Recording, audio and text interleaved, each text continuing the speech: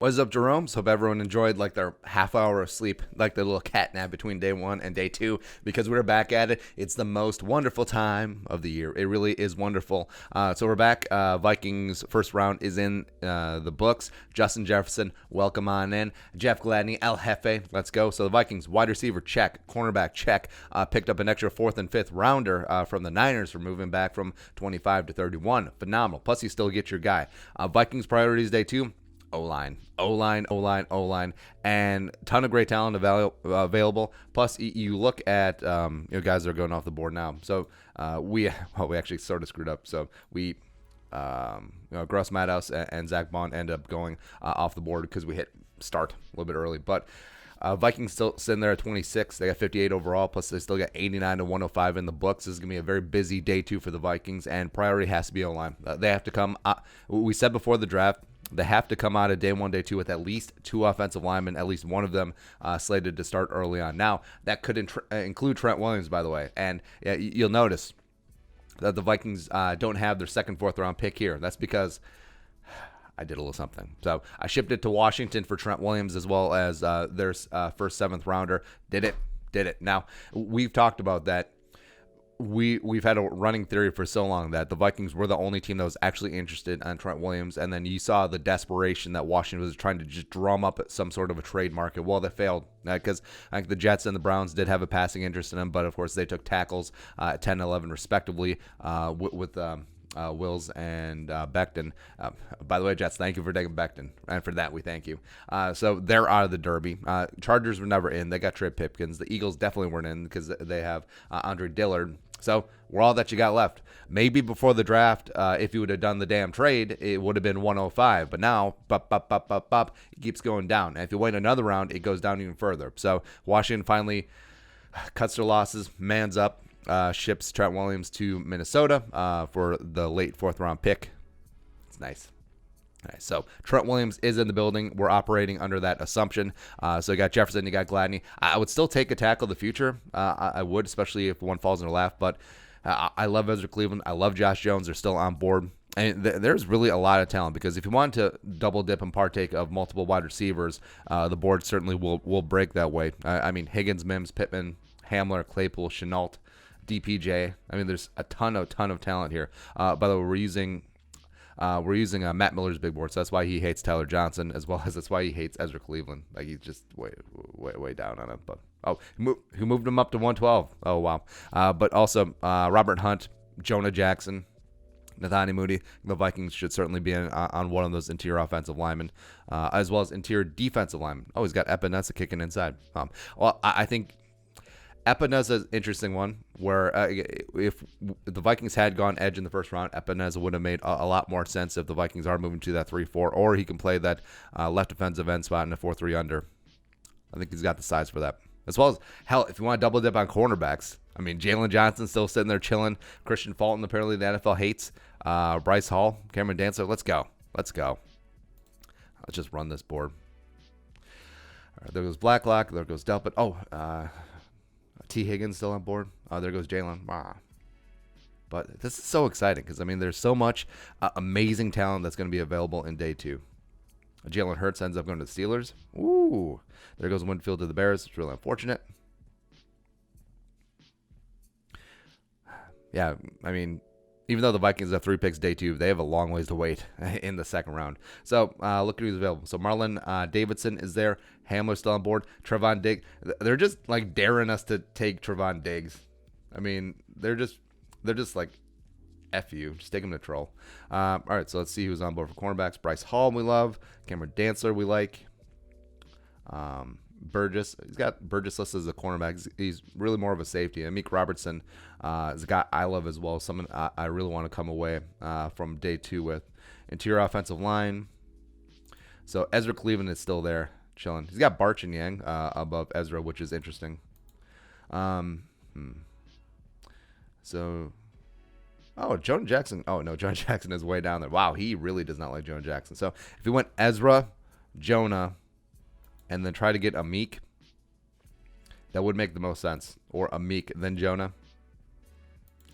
Edgewise, Aquara's there too. Man, it's really intriguing. Davidson, Jordan Elliott. Is it too much value to pass up on one of these interior defensive guys? Although, even with Trent Williams on board, I still want to get my left tackle of the future. I mean, Ezra Cleveland come in, you can be that swing tackle, can play that six tackle in 6 lineman sets. I don't think he can kick into guard. I don't think necessarily he could get low enough to play guard inside, or necessarily the size. But picking up Ezra on top of picking up Trent Williams, and we're still in the market for Jonah Jackson, I think we're good to go there. Well, there we go. God, draft is so fun. So Jordan Elliott, Bryce Hall. All right, so we still want to be in defensive tier. We'll see what happens with the edge market. If we miss out on Weaver, pretty okay with it. Man, he's got Gibson rated pretty high. I love Gibson. Love Highsmith. Wouldn't mind grabbing one of them in the later rounds. Look at the big board. Hey, Hennessy sitting there. He'll be a phenomenal fit in the zone scheme. Matabuke sitting there. Same thing with Gallimore. That may be too much value to pass up at this spot. Oh. Yeah, and he's really down on Jonah, so he probably snagged Jonah a little bit later on, which I'm certainly okay with. I don't see that happening necessarily. I do see Jonah as a day 2 pick, but you never know. I mean, just you saw yesterday how many... Oh, there's zero chance that this guy falls out of the first round picks. Fell into the day 2. Tyler Johnson, James Roche. I want to circle back on cornerback wise. Meek. I think I'll just take a Meek. Yeah, I think I'll just take a Meek just to make sure that I get him. There you go. Welcome aboard, Meek. Into the 3rd round. Dun, dun, dun, dun. I mean, if Gallimore can make it.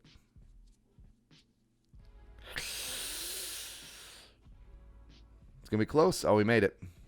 Neville Gallimore. Welcome on board the Minnesota Vikings. Yeah, I'm going that route.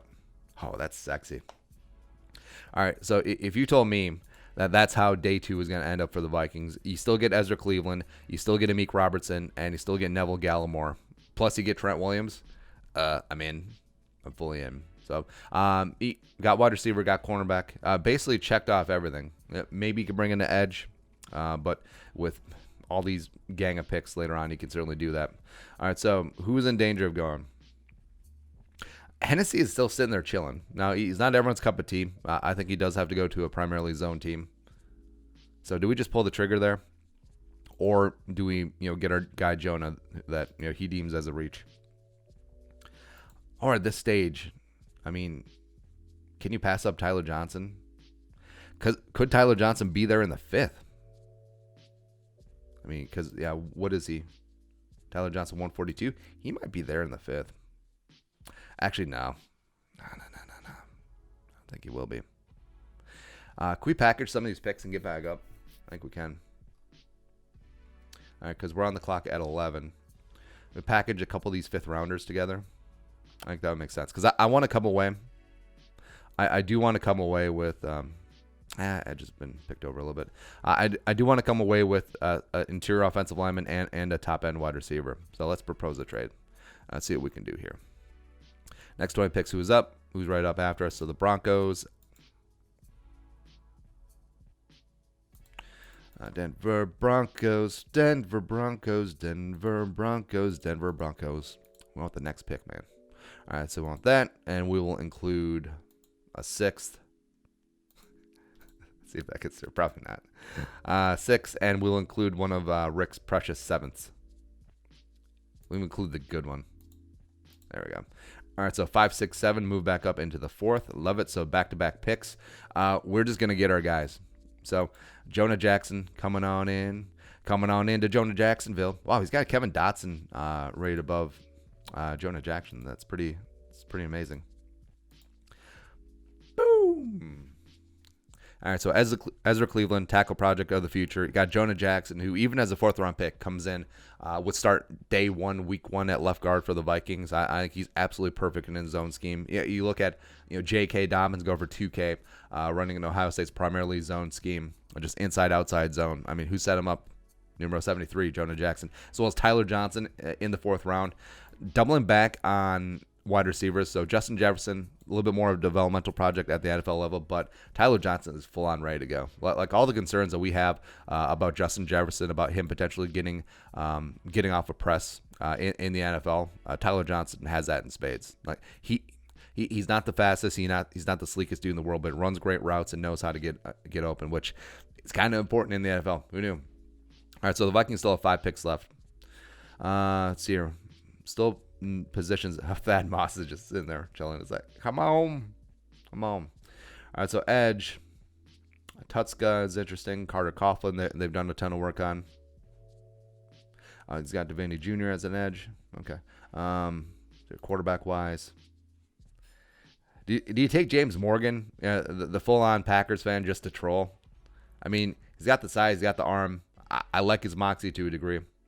Did you just do that? Probably wait till the 6th. Let's see. Do we want a third cornerback? We haven't touched safety yet. Geno Stone's in there? Or J.R. Reed? J.R. Reed, I think, is really underrated. Maybe because he's a little bit one note, but the way that he performed in the big bad SEC, I think it's pretty damn legit. J.R. Reed, welcome aboard, man. See, I do want to come away with a third wide receiver.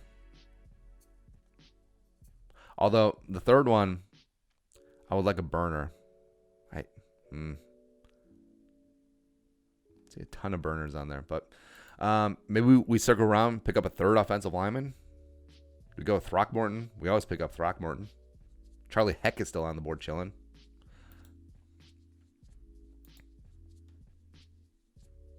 And I mean, this happens. I mean, players get pushed down boards.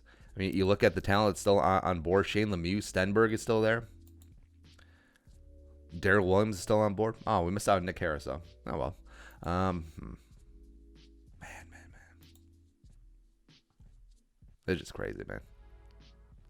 Man, just looking at this draft haul. Plus Trent Williams. Shoot. Sign me up. All right, so at this point, is McTelvin Agim just too much value to pass up at this spot? He might be. Nico for show. Nico could play inside. Could play outside in certain run spots, or if the Vikings are shifting to a 3-4. Let's see what else here. Linebacker. Oh, he said quarterback. Oh, man, they took him. We'll wait on quarterback, and then I'll just get Mason Fine later because he's my man. He's my guy. Where do you go, edge? Washington's intriguing. Or do you just take Tutska? Just absolute whirling dervish of production. There you go. Come on in. Why don't you have a seat over there?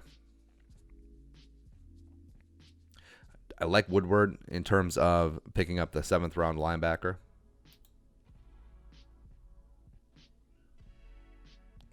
Man, Antoine Winfield going to the Bears, that just bugs me.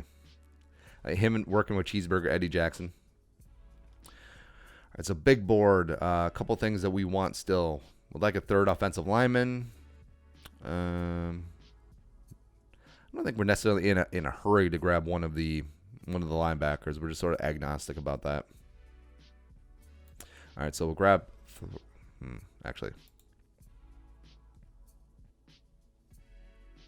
I want my guys, so I'm just going to go get my guys. J.J. Taylor, as well as I want Malcolm Perry. We've talked about how we just love his versatility, how he could be a Taysom Hill, like a better version too, by the way. Taysom Hill's like 40, by the way.